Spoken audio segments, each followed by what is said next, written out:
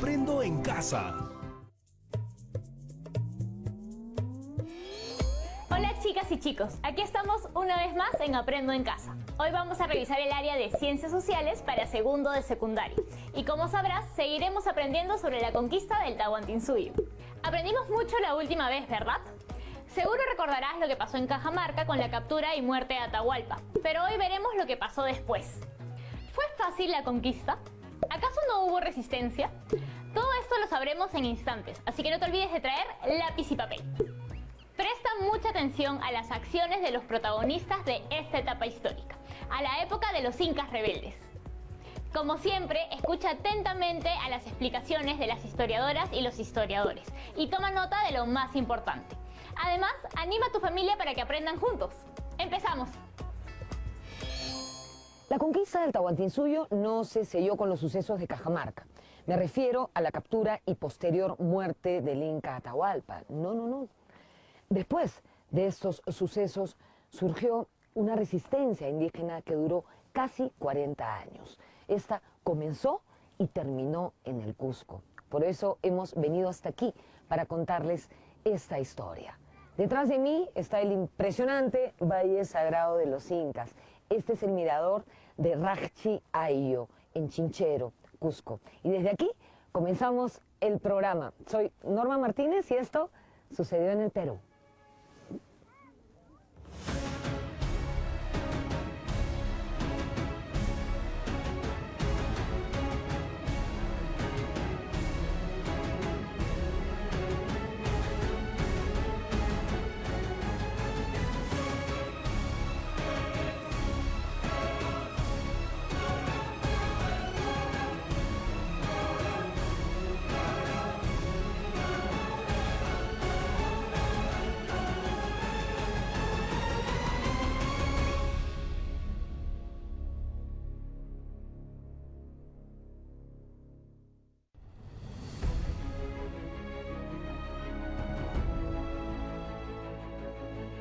La captura de Atahualpa en Cajamarca en noviembre de 1532 tuvo un significado diferente para vencedores y vencidos.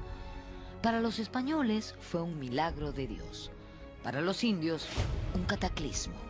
Sus dioses y el propio Hijo del Sol fueron derrotados.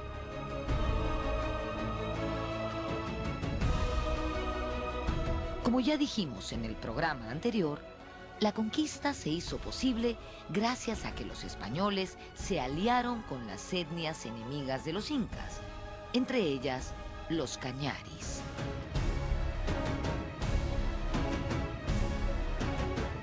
Vamos al caso de los cañaris. Los cañaris se entregan temprano y lo apoyan totalmente. Pero uno dice cañari, un momentito. Los cañaris eran una suerte de guardia civil formada por Huayna Cápac. Entonces, cuando uno dice que los cañaris se pasaron al lado de Pizarro, está diciendo que se pasaron con todos los quipus donde estaba anotada la cantidad de ropa, de alimentos, de armas, los depósitos, todo el plan estratégico, con toda la inteligencia. Y se pasaron. Y les sirvió de algo, por supuesto. Para empezar, les dieron el Valle del Yucay. Así que todos esos gringos que van a tomar fotos a los descendientes de los incas, están tomándole fotos a los descendientes de Francisco Chilche y otros cañaris que estuvieron por ahí.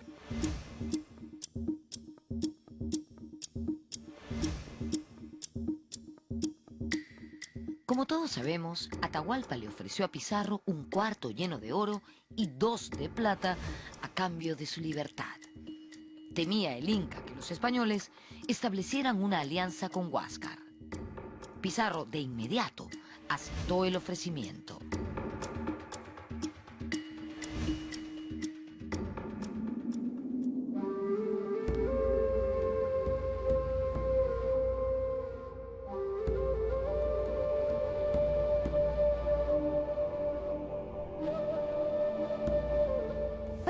El Inca Atahualpa se procedió a recolectar su rescate. Para ello, Francisco Pizarro mandó desde Cajamarca hasta Pachacámac a su hermano, Hernando, con 25 jinetes el 5 de enero de 1533. Cuenta el cronista Miguel de Estete que cuando llegaron aquí se sorprendieron al ver esta mezquita y en ella encontraron una suerte de fosa, de cueva, donde imaginaron que estaría el oro. ¿Cuál no sería su sorpresa al descubrir que esta cueva era un lugar sucio y maloliente, donde había una talla de madera representando al dios Pachacamac? Porque estaba sucio y maloliente el lugar, porque la gente dejaba ahí ofrendas, comida, animales que evidentemente se descomponían con el paso del tiempo.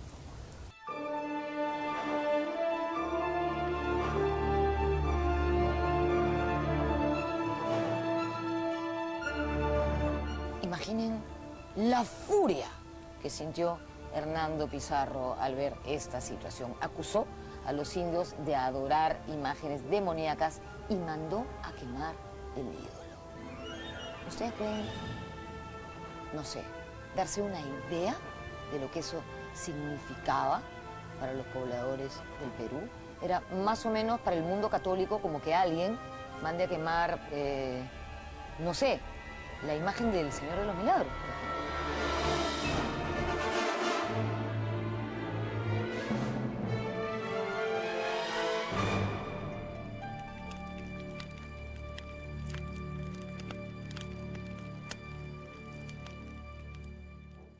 Sí, señor. 1532, Cajamarca. Atahualpa, Pizarro. Atahualpa está preso, cenan cada noche juntos, ya se pusieron de acuerdo para el rescate y entonces, como he anticipado, Atahualpa lo manda a traer al sacerdote Pachacamac con Hernando Martínez y Lucas Martínez, por quien sé todo esto, y lo trata muy mal, lo pone cadenas y le ordena que vaya a traer todo el oro de Pachacamac inmediatamente. Y el otro pues va ahí todo afligido a cumplir, como de hecho ocurrió. Ya en la cena, Pizarro le dice a Atahualpa, por intermedio de Martidillo, el intérprete, si Pachacamac es tan poderoso, ¿no temes que te castigue? ¿Por qué me va a castigar? Por haber maltratado al sacerdote y agarrar el oro. Ah, ya. Mira, le dice el Inca, cuando mi padre Huayna Cápac enfermó, nosotros mandamos preguntar a Pachacamac y nos dijeron, sáquenlo a la intemperie. Lo hicimos y murió. Cuando mi hermano Huáscar y yo estuvimos en guerra, esos sonsos del Cusco Viejo mandaron preguntar y le dijeron pues, que Huáscar era el Inca. El Inca soy yo le gané. Y cuando tú apareciste por acá, yo mismo mandé preguntar si habría guerra entre nosotros. Pachacamac me dijo que tú serías mi prisionero. Y mira, el preso soy yo.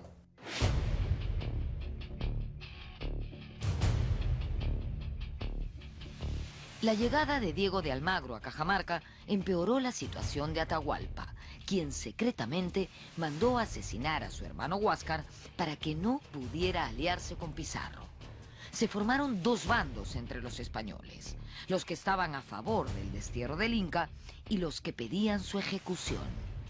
Tras muchas vacilaciones, la corte marcial convocada por Pizarro condenó a muerte a Atahualpa, acusándolo de traición por preparar una supuesta rebelión contra los españoles.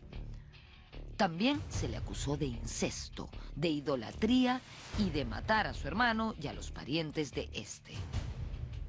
El Inca se bautizó y murió bajo la pena del garrote. Corría el mes de julio de 1533.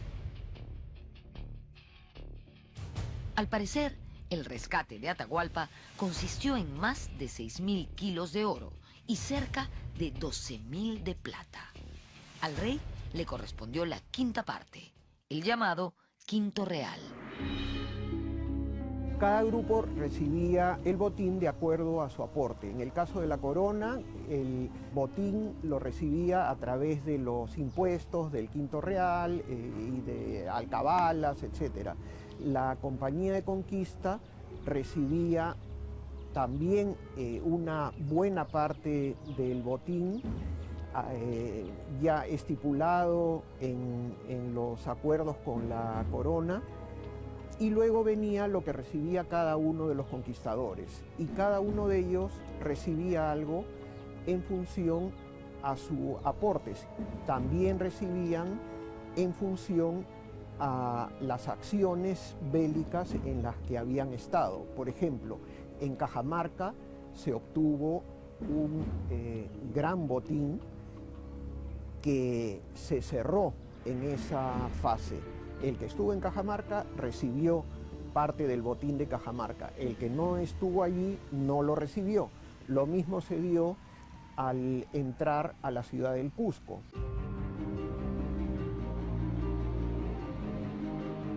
Muerto Atahualpa, Francisco Pizarro partió rumbo al Cusco en agosto de 1533.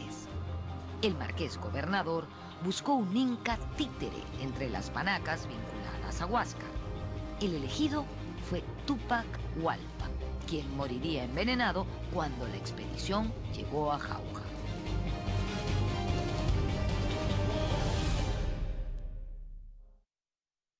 Uno piensa que Francisco Carvajal se hace cabalgatas desde Quito hasta Cusco y tiene cerca de 80 años.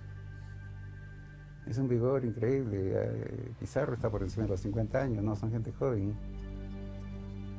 Ahora, al mismo tiempo, es claro que sin el Capac Ñan, sin el camino del Inca no hubiese habido conquista o no se hubiese llevado con la velocidad con que se llevó, ¿no?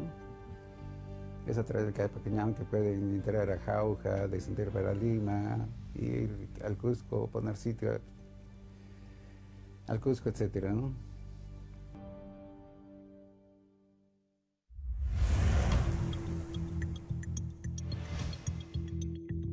La conquista fue justificada bajo argumentos racistas, como la superioridad biológica del europeo sobre el indígena. Al margen de eso, lo cierto es que la población indígena fue devastada por las enfermedades recién llegadas, para las que ellos no tenían defensas. Luego de la muerte de Túpac Hualpa, Pizarro nombró como inca títere a Manco Inca Yupanqui, quien era un joven hijo de Huayna Cápac. Manco Inca estaba convencido de que los españoles eran dioses que venían a hacer justicia contra los abusos de Atahualpa. Pizarro, por su parte, quería aprovechar la autoridad del joven príncipe inca. De esta manera, ambos ingresaron juntos al Cusco en noviembre de 1533.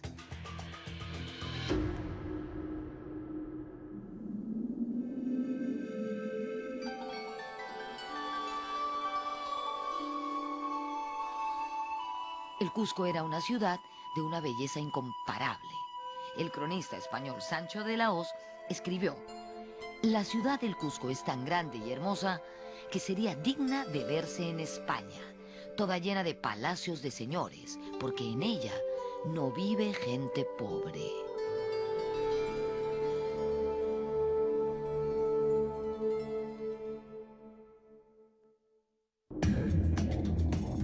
Los habitantes del Cusco vieron con sorpresa cómo sus templos eran saqueados por los supuestos dioses. Pizarro hizo la fundación española del Cusco en marzo de 1534. Al mes siguiente, fundó en Jauja la capital de la gobernación de Castilla.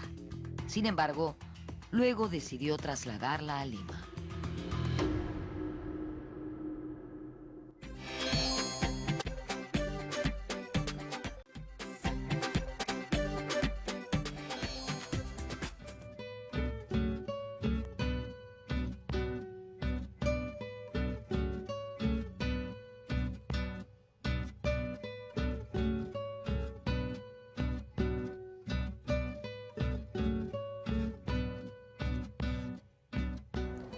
En las expediciones españolas casi no había mujeres.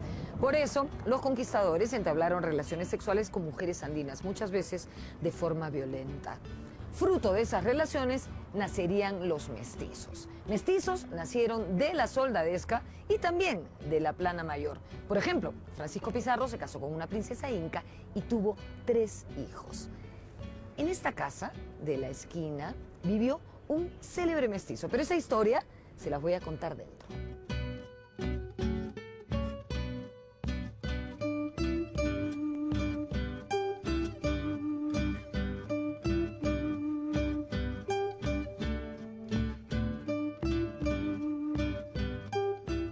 El capitán Garcilaso de la Vega tuvo como concubina a una jovencísima ñusta, Isabel Chimpu Ogllo, que era sobrina de Huayna Cápac. Fruto de esa relación nacería un célebre mestizo en Cusco en 1539, el cronista Gómez Suárez de Figueroa, que ya mayor cambiaría su nombre por Garcilaso de la Vega Inca. Como saben, él fue el autor de los comentarios reales de los incas. Hoy, esta casa funciona como un museo. Y les quiero contar un dato que me ha llamado muchísimo la atención. Es el primer museo en el Perú que ofrece visitas guiadas en quechua.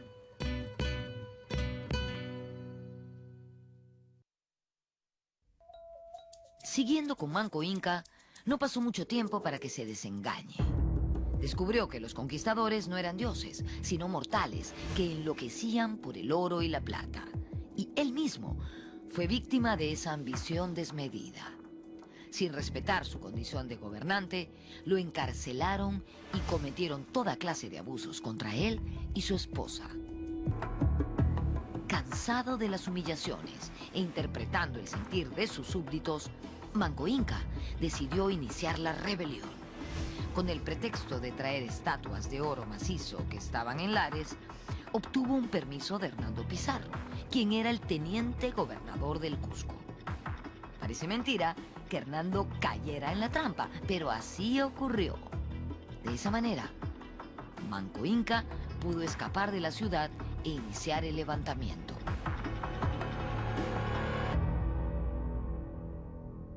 Y en este año, en 1536, Manco Inca se da cuenta de que los españoles no eran personas con las cuales se podía formar una alianza a su favor personal, ni a favor del mantenimiento del imperio de los incas, sino por el contrario, ellos estaban progresivamente quitándole el poder que él deseaba mantener. Y es en ese momento que inicia una rebelión.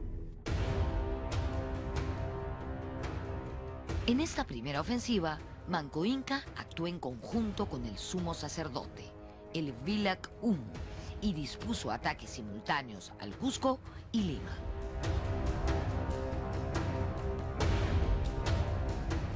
Los españoles lo consideran como el supremo sacerdote, algo así como el Papa, pero no. El Vilac Humo era parte de la élite incaica y era, digamos, co-reinante o co-gobernante con el Inca, que estaba en funciones. Por lo tanto, el Vilac Humo es un personaje importantísimo y era en realidad el Inca que tenía funciones religiosas. Había una diarquía, es decir, dos incas gobernando, y el que tenía funciones religiosas era el Vilac Humo, pero se intercambiaban.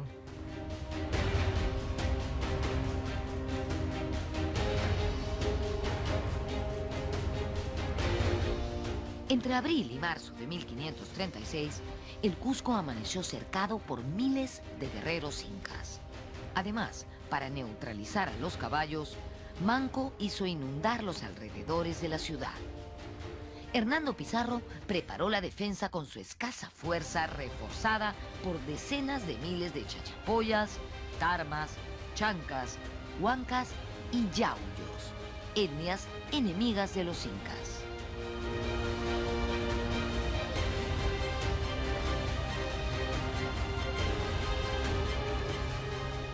Las tropas de Manco Inca llegaron hasta el centro del Cusco, hasta su plaza principal, y comenzaron a prender fuego a los techos de viviendas y edificaciones, techos que estaban construidos de ichu. Por lo tanto, el fuego se propagó rápidamente, poniendo en aprietos a la reducida tropa hispana liderada por Hernando Pizarro.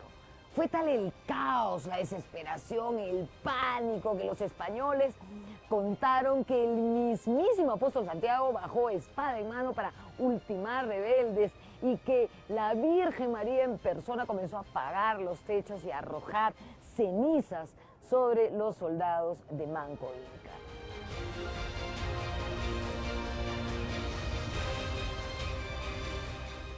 Hernando Pizarro tuvo una actividad indesmayable y no dudó en castigar a los españoles por temerosos y cobardes. Al final, estos resistieron el cerco de la ciudad del Cusco, apoyados por miles de guerreros indios territorios que eran enemigos de Manco Inca y que los españoles utilizaron como su fuerza de choque.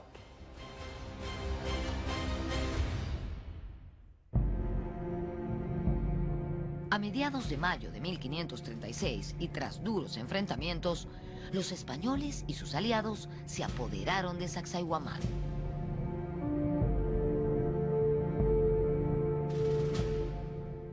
Los enfrentamientos entre los españoles y las tropas de Manco Inca fueron muy reñidos. De hecho, en ellos murió Juan Pizarro, de una pedrada en la cabeza, que lo mató el hermano menor de Francisco Pizarro. Al final, a las tropas de Manco Inca se les complicó muchísimo la situación porque se fueron quedando sin víveres. Una de las torres de Sacsayhuamán estaba siendo defendida por un legendario guerrero inca que usaba un casco de metal que le había arrebatado a los españoles y blandía diestramente su porra. Él fue llamado Cahuide.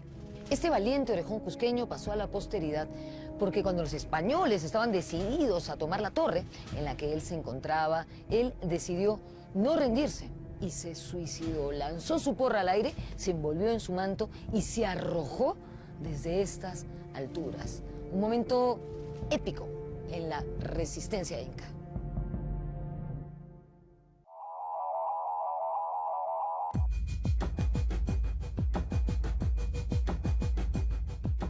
Preocupado por la suerte del Cusco, Francisco Pizarro decidió enviar desde Lima tropas de apoyo a la sierra. Fue así que salieron 4 expediciones que se encontrarían con las fuerzas del general inca Kisu Yupanqui, enviado por Manco Inca a tomar la capital. Las huestes españolas fueron aniquiladas por los guerreros incas en Huaytará, Parcos y Jauja. Una 5ª expedición enviada por Pizarro llegó a Huarochirí y regresó a Lima a toda prisa al enterarse de la terrible suerte de sus camaradas. El cerco de Lima era un hecho.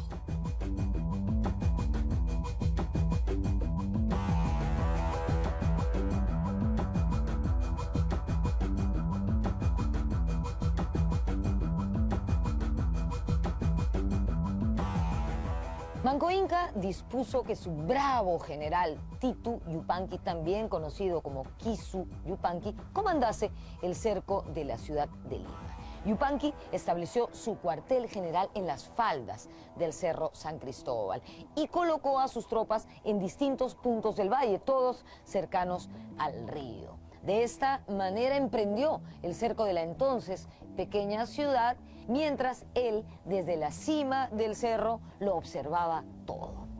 Claro, yo supongo que ese día no había esta neblina, ¿no? Porque si no hubiera sido bien difícil observar lo que estaba pasando.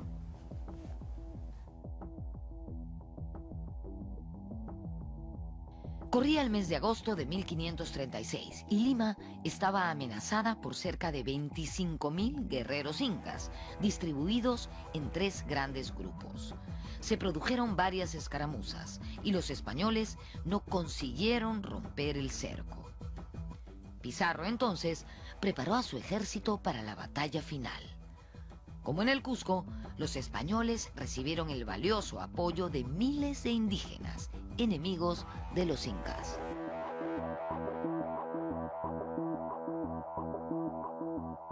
Los eventos finales se dan justamente cuando los españoles llegan a tomar el Cerro San Cristóbal, donde estaban, si se quiere, replegados los representantes del dominio incaico, porque no hay que olvidar que en el cerco de Lima actuaron incas, grupos étnicos de la región que apoyaban a los incas, pero también al lado de los españoles estaban los huancas, que apoyaron más bien a los españoles por una razón básica, que era el parentesco de Pizarro con una importante mujer de la élite de los huancas.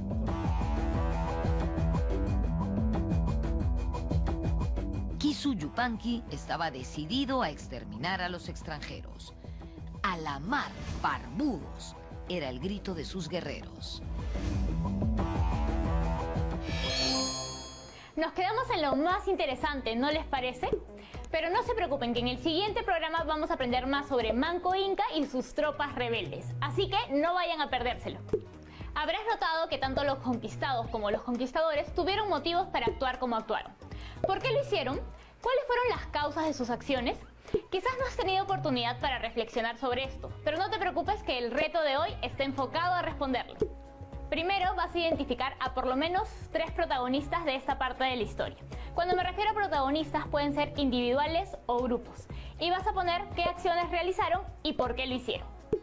Para organizarte, vas a ordenar tus ideas en el siguiente cuadro.